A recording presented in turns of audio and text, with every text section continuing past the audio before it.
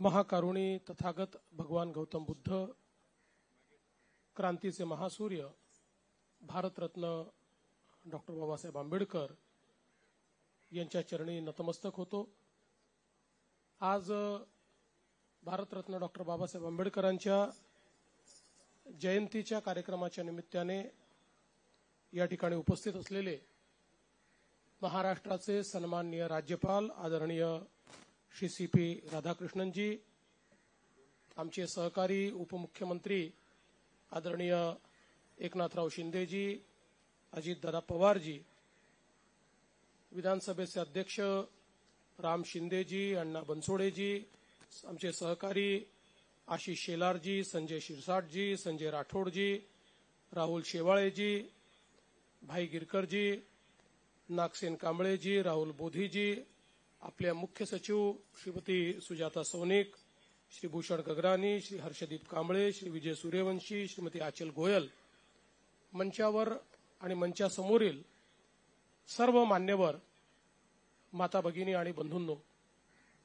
सर्वप्रथम मी जगभरातील भारतीयांना आणि लोकशाहीवर विश्वास असलेल्या तमाम विश्वातील सर्व जनांना भारतरत्न डॉक्टर बाबासाहेब आंबेडकर यांच्या जयंतीच्या खूप खूप शुभेच्छा देतो। आणि आपल्या सर्वांना माहिती आहे की जगाच्या पाठीवर भारतरत्न डॉक्टर बाबासाहेब आंबेडकरांची जयंती ही केवळ भारतात नाही तर जगातल्या विविध देशांमध्ये देखील साजरी केली जाते आणि तोच उत्साह आपल्याला जगभरामध्ये पाहायला मिळतो। याचं एकमेव कारण भारतरत्न डॉक्टर बाबासाहेब आंबेडकरांनी जे कार्य या भारतामध्ये केलं, आज एक संघ भारत आपण बघतो आहे, एक युनायटेड अशा प्रकारचा भारत आपण बघतो आहे। याचं श्रेय जर कोणाला द्यायचं असेल तर ते भारतरत्न डॉक्टर बाबासाहेब आंबेडकरांनी तयार केलेल्या संविधानाला आपल्याला द्यावं लागेल। आणि त्याच संविधानाची 75 वर्ष पूर्ण झाल्यामुळे संविधानाच्या अमृत महोत्सवाचं देखील आपण वर्ष या ठिकाणी साजरं करतोय।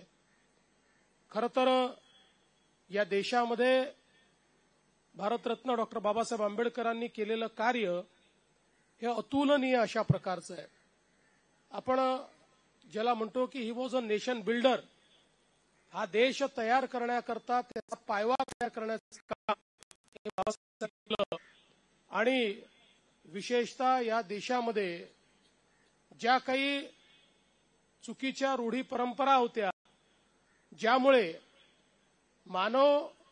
मानवाला मानव मानण्यास तयार नव्हता, अशा सगळ्या रूढी परंपरातनं या देशाला बाहेर काढत समता या देशामध्ये स्थापित करण्याचं काम हे भारतरत्न डॉक्टर बाबासाहेब आंबेडकरांनी केलं।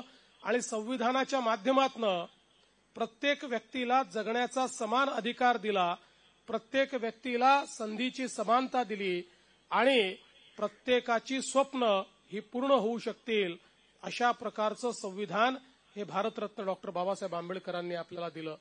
आणि म्हणूनच देशाचे प्रधानमंत्री माननीय नरेंद्र मोदीजी म्हणतात की मला कुठल्याही धर्मग्रंथापेक्षा प्रिय जर काही असेल तर ते भारताचं संविधान आहे।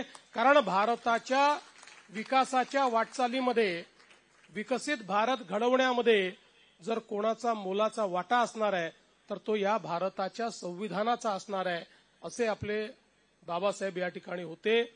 एक अत्यंत मेधावी अशा प्रकारचं त्यांचं छात्र जीवन राहिलेलं आहे आणि सातत्याने शिक्षण घेत असताना समाज उत्थानाचा विचार त्यांनी कधी सोडला नाही। आणि ज्यावेळी संधी मिळाली त्यावेळी समाज निर्मितीचं जे कार्य त्यांनी केलं आहे ते अतुलनीय अशा प्रकारचं कार्य आहे। विशेषतः संपूर्ण विश्वाला शांतीच्या आणि विचाराच्या जोरावर ज्यांनी जिंकलं ते भगवान गौतम बुद्ध यांचा विचार बाबासाहेबांनी स्वीकारला आणि तोच विचार आज आपल्याला भारताच्या संविधानाच्या माध्यमातून देखील पाहायला मिळतो। जी समता आणि बंधुता भारतरत्न डॉक्टर बाबासाहेब आंबेडकरांनी मांडलेली आहे, आपल्या संविधानाचा जो गाभा आहे हा आपल्याला भगवान गौतम बुद्धांच्या विचारातनंच तयार झालेला पाहायला मिळतो. आणि म्हणूनच हा शाश्वत विचार, जो जगाने स्वीकारलेला विचार, हा विचार रुजवण्याचं काम हे भारतरत्न डॉक्टर बाबासाहेब आंबेडकरांनी केलं. आज खरं म्हणजे ज्यावेळी त्यांच्या जयंतीच्या निमित्ताने आपण सर्व लोक बाबासाहेबांची आठवण करतो, ज्यावेळी खऱ्या अर्थानं त्यांना नमन करतो, त्यावेळी एकच संकल्प आपण सगळ्यांनी घेतला पाहिजे की कुठल्याही परिस्थितीत जी संवैधानिक मूल्य आपल्याला सांगितलेली आहेत त्या मूल्यांपासनं आपण तसूभरही दूर होणार नाही. भारताचं संविधान हे आपल्याकरता सर्वोच्च असेल आणि या संविधानानेच चालण्याचा प्रयत्न आपण करू. खरं म्हणजे बाबासाहेबांच्या जीवनाबद्दल अनेक गोष्टी आपल्याला सांगता येतील. ते उत्तम प्रशासक होते. त्यांनी या ठिकाणी ज्या ज्या विभागाची जबाबदारी स्वीकारली, मग तो लेबर विभाग असो, तो पाटबंधारे विभाग असो, तो पॉवर विभाग असो, आज जे आपल्याला काम या देशामध्ये पाहायला मिळत आहे, पहिला पाटबंधारे प्रकल्प असेल, बाबासाहेबांची संकल्पना होती. नॅशनल ग्रीड असेल, बाबासाहेबांची संकल्पना होती. कामगारांना त्यांचे अधिकार द्यायचे कायदे असतील, बाबासाहेबांची संकल्पना होती. त्यामुळे संविधान निर्माण करताना प्रमुख कायदे देखील आणि प्रमुख लोकांच्या त्या ठिकाणी जे काही अधिकार आहेत ते देखील देण्याचं काम आणि विकासाचा पायवा रचण्याचं काम देखील या देशामध्ये बाबासाहेबांनी केलं. पण असे बाबासाहेब आपल्या जीवनामध्ये सतत व्यस्त राहिले. खरं म्हणजे एकच मला गोष्ट त्या संदर्भात सांगायची आहे की कोलंबिया विद्यापीठामध्ये डॉक्टर बाबासाहेब आंबेडकर एक रिव्हियर्ड फेलो म्हणून त्या ठिकाणी पाहिले जायचे. आणि म्हणून तिथलं जे लेमन सोशल सायन्स लायब्ररी आहे, या लायब्ररीने असा निर्णय केला की भारतरत्न डॉक्टर बाबासाहेबांचा पुतळा या लायब्ररीमध्ये लावला जाईल, त्यांच्या हयातीतच तो लावला जाईल, अशा प्रकारचा निर्णय त्या ठिकाणी झाला. आणि मग हा पुतळा तयार करण्याची जबाबदारी वाघ यांनी स्वीकारली. ते सातत्याने बाबासाहेबांच्या पाठीमागे लागायचे की बाबासाहेब तुमचा पुतळा बनवायचा आहे, समोर तुम्ही बसलात तर चांगला बनेल.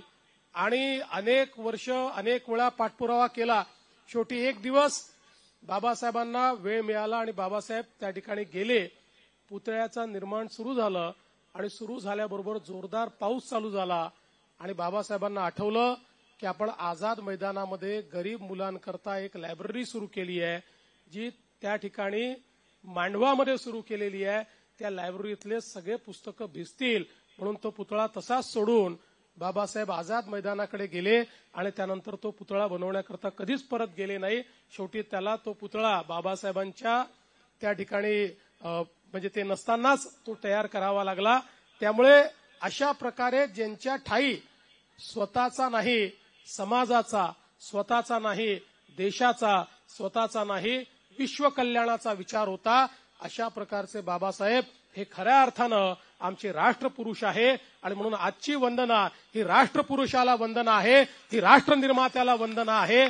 ती वंदना आपण सगळे देऊया आणि त्यांच्याच मार्गाने पुढे जाण्याचा या ठिकाणी संकल्प करूया. एवढंच आजच्या या प्रसंगी मी बोलतो आणि पुन्हा एकदा भारतरत्न डॉक्टर बाबासाहेब आंबेडकरांना अभिवादन करत आणि सर्वांना या जयंतीच्या शुभेच्छा देत मी माझे 2 शब्द संपवतो.